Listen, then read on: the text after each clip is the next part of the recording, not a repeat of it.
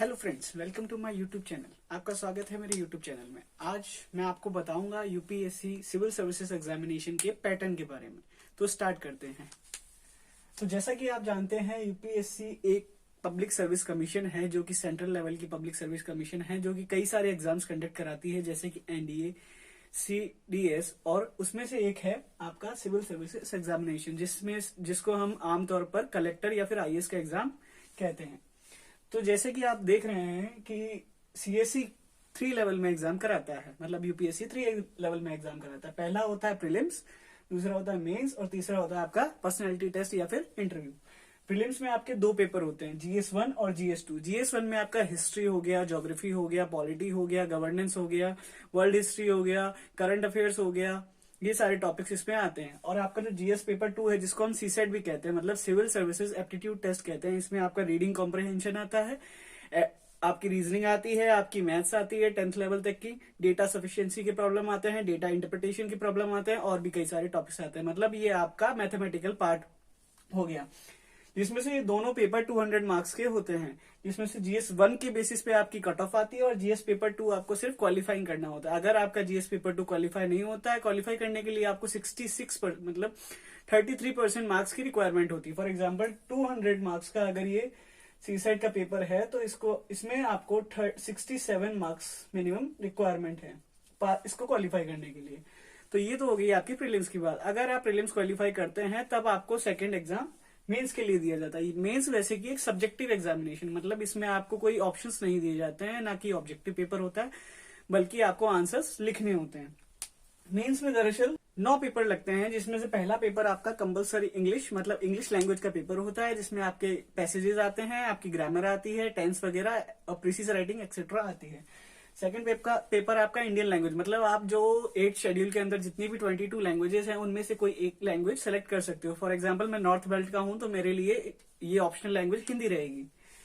Now third paper is of essay में आपके 8 topics आते हैं, डिवाइडेड इनटू 2 पार्ट्स, और out of them you have to select 1 topic from each part and you have to write 2 essays of 1500 words each, means you have to write 3000 words in essay paper.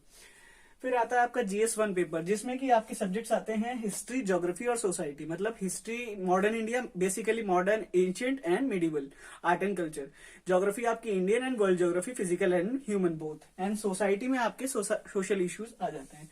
फिर आता है आपका GS 2 paper. GS 2 paper में आपकी polity, governance और social justice, मतलब polity के topics आपका कॉन्स्टिट्यूशन हो गया, आपके पॉलिटिकल लॉज हो गए, आपके गवर्नेंस इंस्टीट्यूशंस हो गए, constitutional, various non constitutional body, statutory body, ये सारी आपकी किसमें कवर होती है, जीएस 2 में। और इसमें एक टॉपिक आता है आईआर, मतलब इंटरनेशनल रिलेशंस, इंडिया के बाकी अदर कंट्रीज के साथ जो भी रिलेशंस होंगे, वो हम कौन से पेपर में आपका डिस्कस होगा, जीएस पेपर 2 में।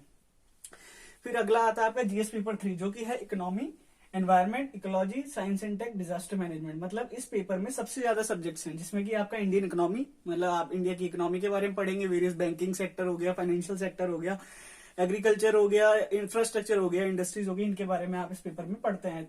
फिर आता है आपका एनवायरमेंट इकोलॉजी, मतलब एनवायरमेंट के हिसाब, इकोलॉजी हो गया आपका, फ्लोरा, फोना, बायोडाइवर्सिटी एक्सेट्रा पढ़ते हैं एनवायरमेंट इकोलॉजी में। फिर आता है आपका science and technology. Science and technology में आप various technology, space technology, defence technology, physics, chemistry, math, ये सब आप पढ़ते हैं आप साइंस एंड टेक्नोलॉजी। फिर आता है आपका डिजास्टर मैनेजमेंट, किसी भी डिजास्टर से फाइट करने के लिए जो मैनेजमेंट रूल्स बनाए जाते हैं, कैसे कौन सी टेक्निक्स का यूज किया जाता है, कौन सी गाइडलाइंस होती है, उन सब के बारे में पढ़ते हैं डिजास्टर मैनेजमेंट में। फिर आता है आपका जीएस पेपर 4, जिसका नाम है एथिक्स, इंटीग्रिटी एंड एप्टीट्यूड। इसमें आपकी एथिकल वैल्यूज को जज करने के लिए पेपर दरअसल लगाया गया है। इसमें आपकी कई सारी केस स्टडीज आती हैं और अलग एथिकल क्वेश्चंस आते हैं, जिसमें हम पढ़ते हैं कि what is religion, what is faith, what is integrity, what is honesty, various topics.